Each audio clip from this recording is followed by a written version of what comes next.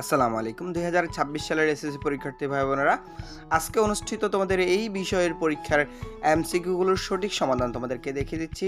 শিক্ষার্থীরা, তোমাদের আজকের পরীক্ষা কেমন হয়েছে আর কার কতগুলো এমসিকিউ হয়েছে অবশ্যই কমেন্ট করে জানিয়ে দিবে।